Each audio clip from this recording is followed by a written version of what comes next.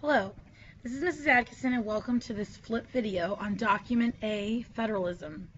You'll be viewing a series of videos from Ms. Ezell and myself regarding all the documents you will analyze for this DBQ. So let's get started. First, you will need to open up the document that has been sent to you through Edmodo earlier today. Please open the document and save a copy to your Google Drive. You'll be making notes on this document as we go through the video. You may start, stop, fast forward, or rewind at any time throughout this video. So first we're going to look here at the main topic. So this is Document A in your DBQ, and the main topic is Federalism. So go ahead and highlight the word Federalism. So you select the entire word, go to Highlight, and choose any color you wish. Yellow is always the best color to choose. Remember, federalism is how power is distributed between the national government and the state governments. So next we're going to look at the source. So here's the source. You don't have to do anything to the source, just reference it for right now. The following quote that you're going to read below here was made by James Madison. James Madison was the writer of the U.S. Constitution, which you should already know. James Madison was one of the main authors of the Federalist Papers as well, which were written during the ratification or approval process of the Constitution. Okay, so this is Federalist Paper number 51. There were 85 essays written, and this is an excerpt from number 51. It was also written in 1788. Many people still use the Federalist Papers to interpret and understand the Constitution. So they're very important documents. Okay, so next we're going to read the quote from James Madison, which is here. So I'm going to read it in its entirety, so pay attention, and then we're going to make some notes on it. In the compound republic of America, the power surrendered by the people is first divided between two distinct governments, and the portion allotted to each subdivided among distinct separate departments. Hence, a double security arises to the rights of the people. The different governments will each control each other. At the same time, each will be controlled by itself. So what I want you to do is first underline the words Compound Republic of America. I'm going to It should be Compound Republic of America. Let's go ahead and highlight it and underline up here.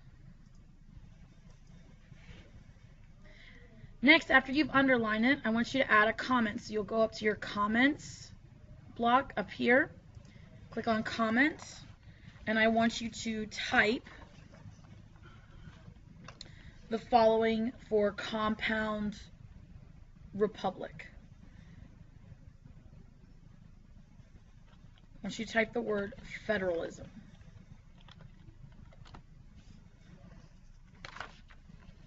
A compound republic is what James Madison is referring to as federalism.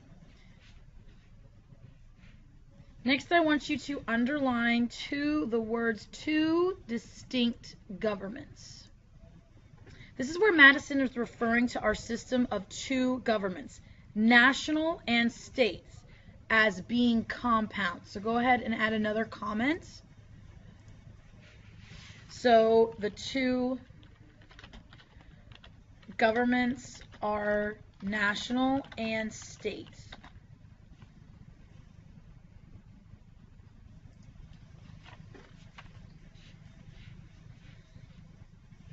Next, I want you to underline where it says the different governments will each control each other. So underline that. And then also underline each will be controlled by itself.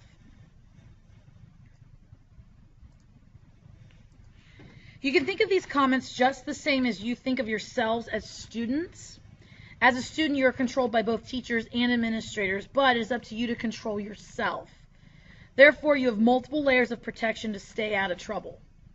Well, Madison's central argument here is that in setting up a compound republic or federalism, where you have a national government and a state government, the framers created an obstruction against tyranny.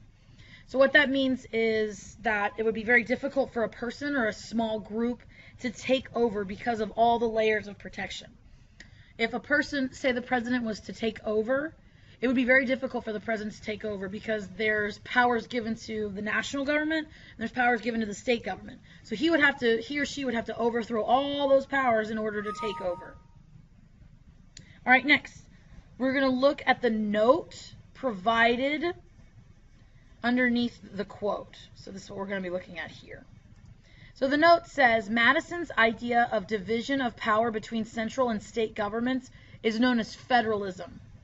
Specific power divisions can be seen in the chart below. And we're going to look at the chart in just a second.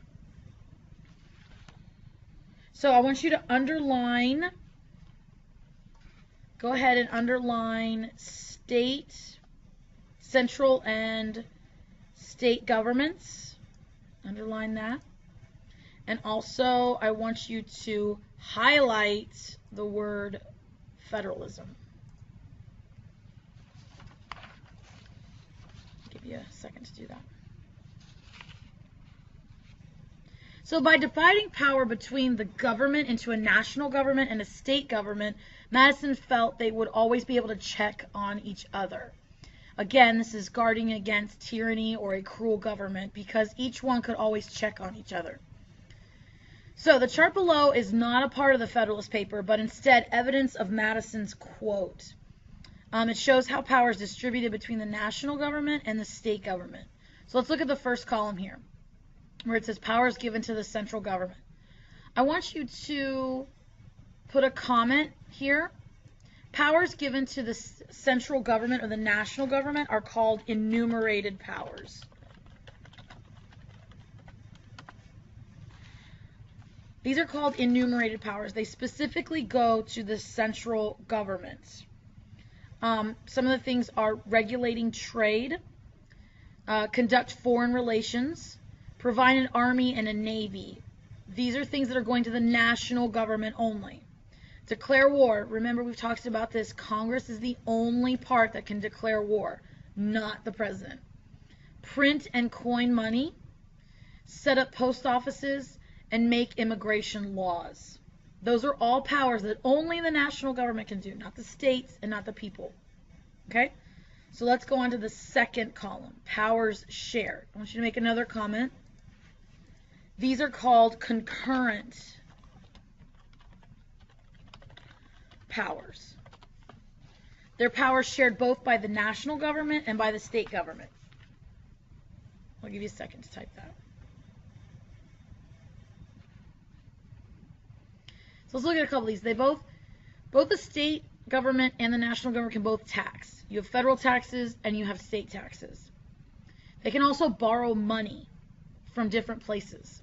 They can set up courts. So in the national government, they set up the Supreme Court and some of the lower federal courts. States set up your lower courts within the state. So if you got arrested for a misdemeanor for theft, you would go to the state court, not the Supreme Court. Also, they both can make laws. You have national laws and you have state laws.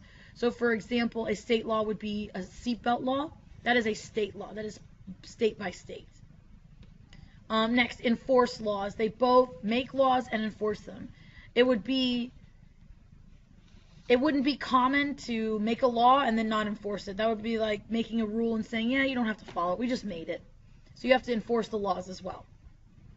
And the third column here are powers given to the states. I want you to make a comment here.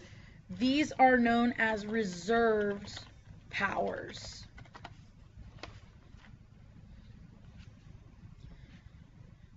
Reserve powers are powers that only go to the states, but they cannot go against the U.S. Constitution. So some of these are set up local governments. So if you have city government, county government, those are setting up local governments, even smaller ones. Hold elections. Every state is in charge of their own elections. Even the presidential election, they still are in charge of how to hold the election. Establish schools. They're talking about public schools here. Pass marriage and divorce laws. Every state may have the same or different marriage and divorce laws, depending on what state you're in. And they can regulate in-state business. So you might have a sales tax in Orange County that might be different than the sales tax in Brevard County. So they can make different taxes within the counties, and they can also regulate business. So say you're able to sell a certain product in Orange County at a certain time, and then in Brevard County, you're not allowed to sell that product at that particular time. The state can regulate that. Okay, so we've gone over this. The questions you will complete in class with your document analysis sheet, so don't worry about those questions just yet. But let's go ahead and review the entire document. Now make sure you've highlighted both times where it says federalism. That is our overlying topic of the entire document. We've learned that in order to protect the people's rights, the framers have put a system of federalism in place to separate powers between the national government and the state government, because they wanted to make sure that the people's rights were not violated, and they wanted to put different protections at all levels in order to protect people's rights. So that concludes our video on document A. Be prepared tomorrow to do an activity on document A, and be ready to share your information. Thank you, and have a good night.